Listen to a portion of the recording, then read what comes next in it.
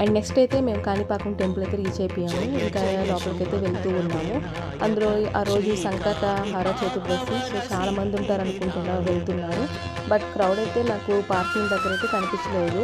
మరి ఎలా ఉంటుందో చూడాలి. దర్శనం ఎంత టైం పడుతుందో ఏంటో. ఎంత టైం పట్టినా ఆ రోజు సంకటహార చతుర్దశి అనేది నెలకొకసారి వస్తుంది స్వామివారికి, చాలా ఇంపార్టెంట్. నేను కూడా ఉపవాసం ఉండి చేస్తుంటాను కదా, మీకు వీడియోస్ కూడా షేర్ చేస్తున్నాను. సో ఈరోజు దర్శనం చేసుకోవడానికి చాలా అదృష్టంగా భావించి నేనైతే వెళ్ళిపోతున్నాను.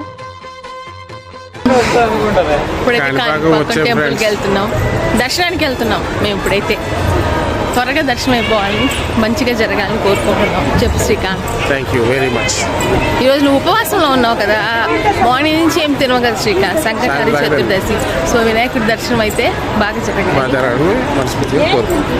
దర్శనం అయితే చాలా బాగా జరిగింది. 20 minutesలోనే మాకు దర్శనం అయిపోయిందండి. నార్మల్ డేస్లో అయితే దర్శనం చాలా త్వరగా అవుతుంది, వీకెండ్స్ రాకుండాను.